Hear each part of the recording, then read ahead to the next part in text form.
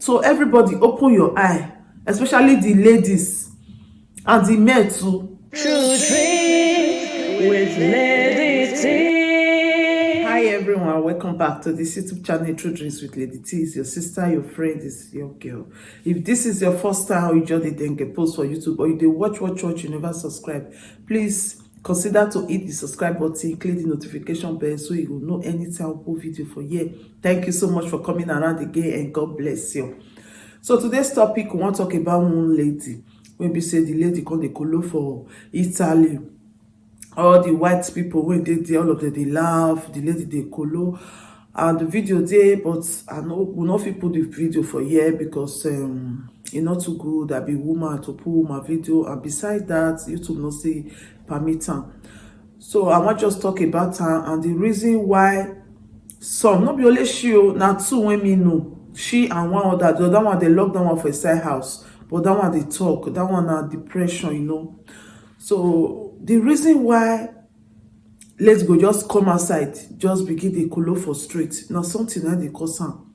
And I get many reasons when we say I will talk. And so I beg, I want anybody when come across this video, may share this video, especially to our young ladies, so that they will learn, they will know what it really they go on.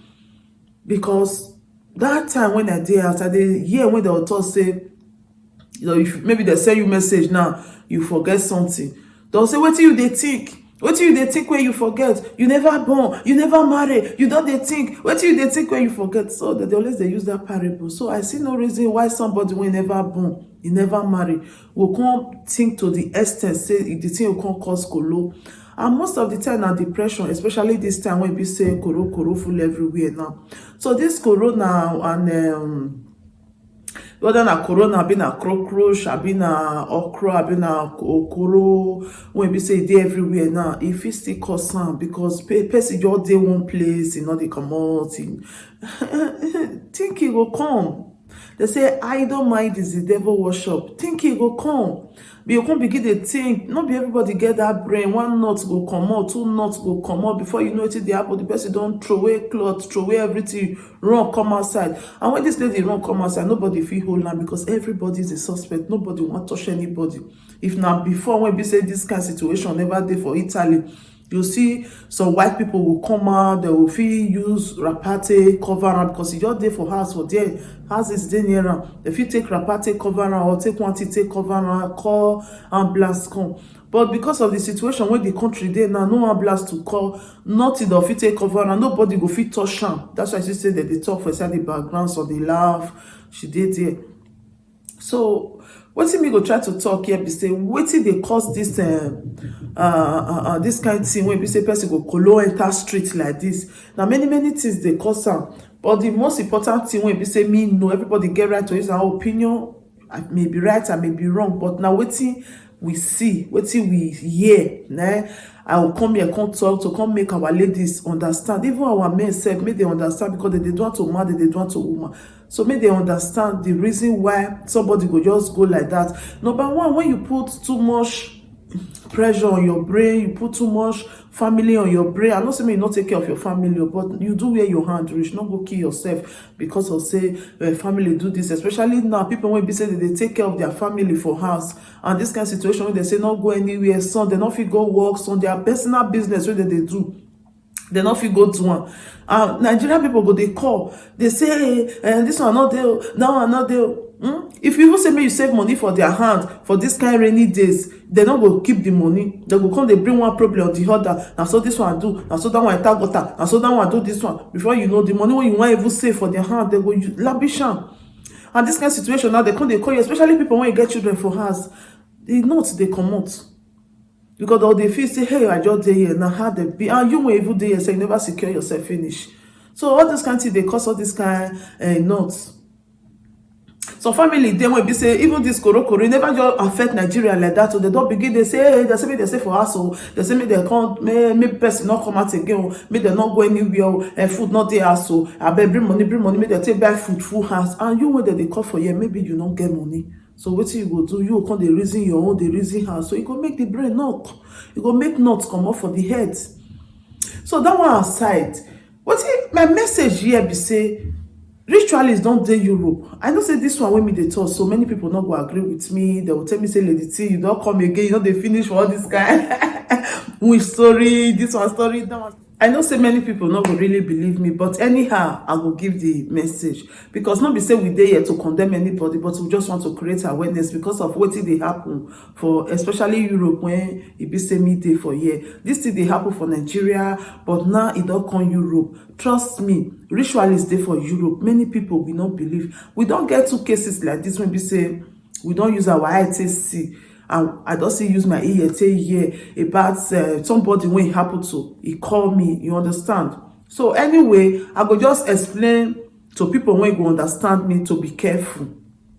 Because now awareness now they try to create for here. You know, say this ritualist when we say they for Nigeria, when we say people they do now it don't happen for Europe, but it dey Europe, but many people never know. It never come when we say many people come to say this can't it exist. It exists because to get European visa, not be saying now by anything. The only way you fit take get visa now when you get money for your bank. If you get enough money for your bank, if you go seek for visa for anywhere, you tell them say you want to do business, they go give you visa. They don't say your account it load with a lot of money, so they will give you visa because they want make you come spend, make you come increase their economic, make you come spend your money for their country. Now only when you not get money, neither they deny you visa. If you get money, enough money, hardly, not say they don't deny, but hardly before they deny you visa. So all these ritualists when we say they don't get enough money, if they go any country, then they give their visa. And that visa they go use and come the country. They come the country, not be say they want to come work, now to come spend money and look for somebody when be say don't they do this their ritual purpose.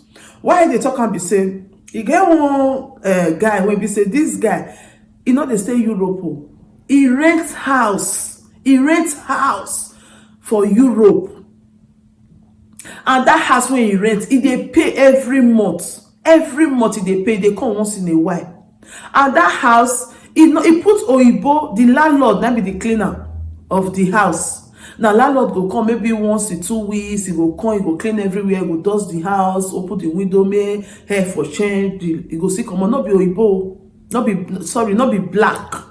They do this work, so when we say black full everywhere, they find work, they not see. But now Oyibo they do it for her.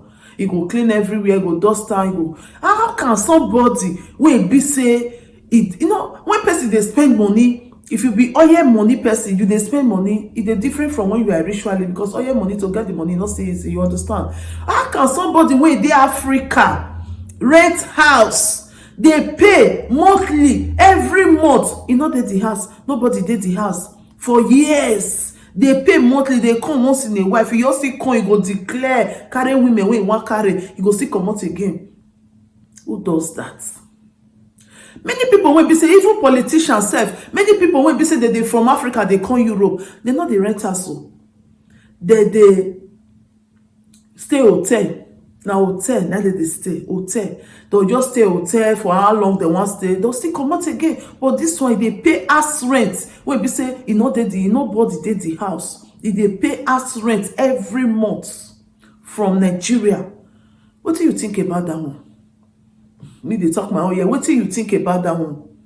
If you can't go declare money full everywhere, you not get friend though. Nobody the entire house. So if you just declare finish your entire house, you carry get away, you want carry entire house, you do what you want to, you come out again. You understand? Another case still dey like that again when we say this one, he go buy house for where Oyibo people dey. Now again, if they carry go the house. Many people don't know say that fine house where they say na black man get out. Now Africa I do not be say he put a family or he put anybody for the house, but he just leave that house like that.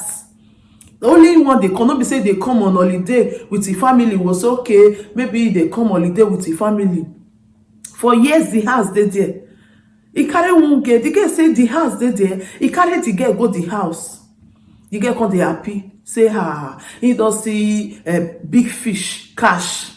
At the end, that big fish when he say he see cash, the guy break his heart. If they call the guy no gree carry phone again.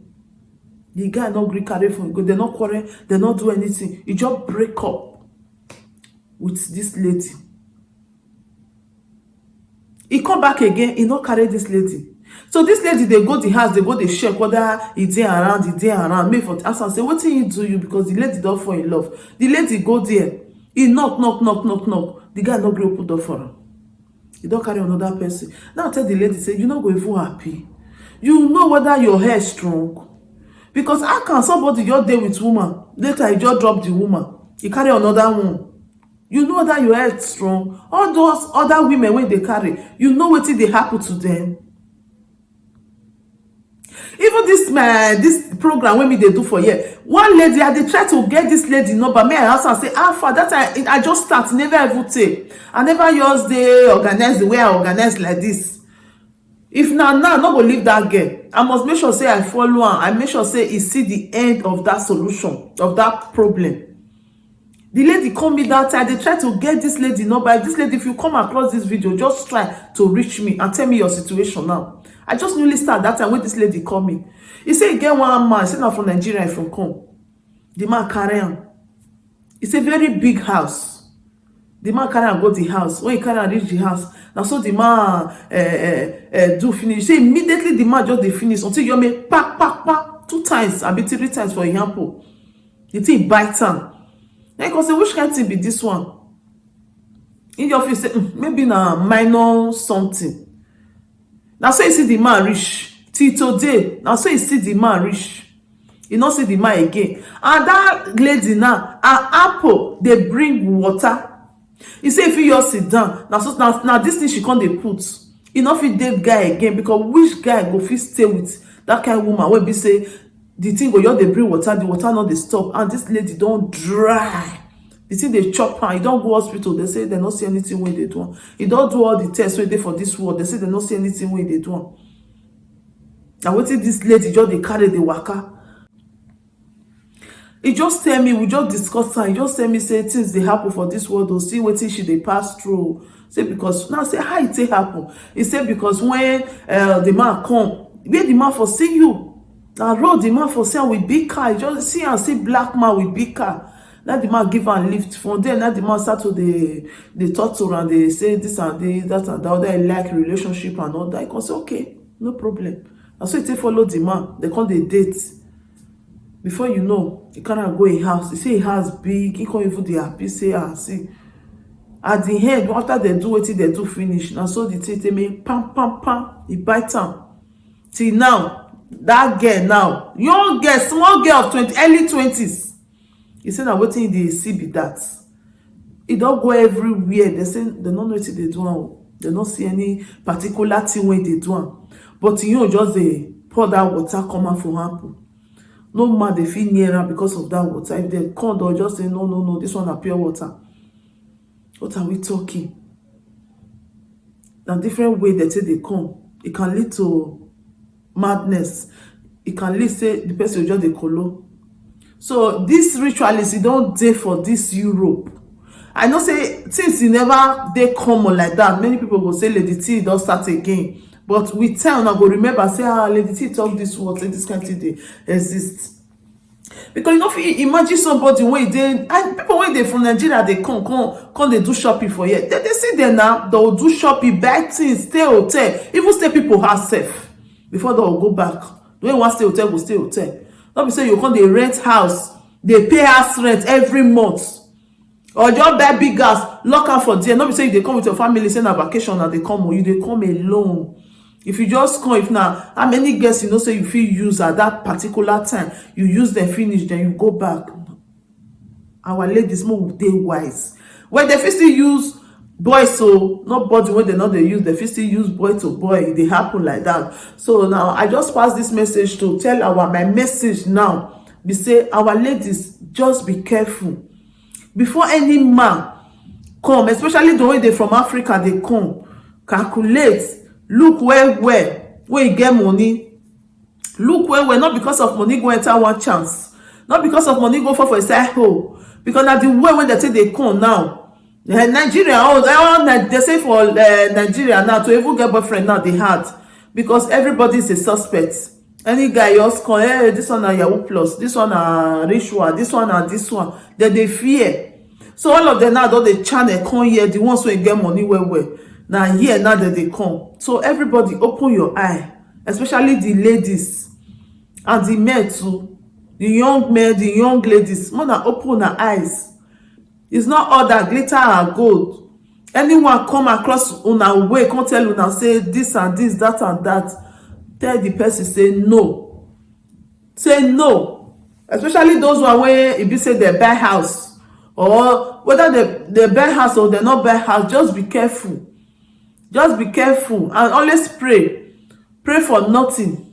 Pray without ceasing. Just pray so that you no be a victim of their hands. Because how can somebody just waka not begin dey comot for head? Wetin dey cause am? I know say problem dey cause am, but not be only problem. Other things dey wey be say e still dey cause am. So just try to do what you can do. When you know you cannot do, you leave am. Because our young ladies now, the way that they go under depression these days, so na mad dey cause am, their boyfriend break their heart. Their heart no heavy reach to carry am. Not be all heart go fit carry am. That's why if you dey love, know the way you take dey love small, not be big. Because if you just do am big, the day wey go carry you go up, you no go even leave. You go just from up leave you, make you fall gbakata for ground. You no go wage you, make you wage you till you fall. You go just leave you gbakata for ground. You just land for ground. So I no say make you not love. If you dey love small, not too love with all your heart, so that the heart not go just break to pieces. So now ground they go just ground down. So now pieces. So if you love am small, you still get in case it can't still happen like that. And so this life be, because this coronavirus already come teach many people lesson. It teach many people lesson. Now people will be safe now. If now family they cause the depression, say maybe the family they disturb you too much for house. You know how to arrange yourself now, because this coronavirus don't teach many people how to arrange yourself, whether for Europe and Africa, because of the rainy days. So my people, now don't happen for Italy now we dey talk. Now we dey talk now, and I believe say e go see the other countries, e go dey other country, not be only Italy, because now when we don't see the cases wey we don't see for Italy be this, e go see the other country too. Maybe say they will travel around, they do all this their ritual purpose. So who will come suffer am? You no go even know say, if na Nigeria now somebody put cloth they throw away, they'll say, hey, they don't use this one do ritually, so hey, they don't use this one do ritually. So if na Nigeria now this kind of thing happen, now what they will talk. But as be say na Europe, nobody they even they think of that kind of thing. Nobody they think of am. The next thing they'll say maybe na depression. The next thing maybe they'll say you don't take this thing when they smoke. The next thing they'll say maybe na this, na that. Really, not beside those things don't they happen to people if people do am. But more than still think about the ritual side of it, because the day Europe need to be careful. Because I tell you now about that lady when we say I ample the pour water now. Now man I carry out the man in Nigeria until we get big house and he go buy house for where Oyibo people they stay. So black not today that area. If they lock the door, if you come you enter, you do what you want to, you clean out come out, because you get money. Then the other one will be saying they from Nigeria, they pay us rent for Europe. You don't see where they buy bread. They from village they go Lagos. They know they buy bread from village they go Lagos. So you go there Nigeria, they pay us rent for years. One reason now my people. Now this message now say me I can't tell you now. And my lovely ladies, I beg Mona be careful. Mona be careful. Mona be careful for the kind man where you come they carry on and say the one carry on for anything. Mona be careful, especially those one wey they stay Europe. When you say they just they come Europe for a visit, and they just they come for shopping, then they come for Mona be careful with them. I know say Mona not follow them, but Mona be careful. That be waiting me they try to talk here. So this our sister now, this our two sister now. One they lock down one for a house, that one this house they confess. So then I confess it, they confess. So but you know say if the pressure don't confess, it doesn't begin they talk. And wetin not supposed to talk, wetin they talk again not correct. Why the other one wey just the corona na God na go help am, because this season what we dey now wey be season of koro to get help now for anything. No even hospital not there to put person. How much more say to get help for anything now? E hard. So I really pity her and I pray may it be say e get help her. I just pray for her. So this one a lesson to our ladies. Mona shine on her eye, Mona shine on her eye. Mona try to understand. before you do anything. So na my message wey I get for our young ladies be this: after this koro, and I know say many things go be in order again, and please don use your body to make sacrifice, or don try to be a victim for any ritualist person. I beg you all. I know say people, I still repeat am, I know say many people no go believe this talk wey I dey talk, but with time una go say Lady T e talk this thing. So thank you so much for watching. Please, if you have, oh my baby, I want something. Thank you so much for watching. Please use this opportunity to hit that red button and subscribe to our channel and hit the notification bell so you can know anytime we video for here. And that like this thing, try to hit it too. As you hit that like button up, Almighty God will lift you up. And thank you for supporting this channel. And your comments, please, I just need comment. I want to see your opinion about this topic. Please don't insult anybody. Everybody get right to use their own opinion. Put your opinion there. I will still go through it. Now my own opinion, let me come here, I can't talk. So, and again, thank you. Thank you so much, and God bless you, and see you on our next video. Ciao. If there is anything that is bothering you, my friend, please say it so others will learn. Bring it to True Dreams with Lady T, and God will be your strength. Bring it to True Dreams.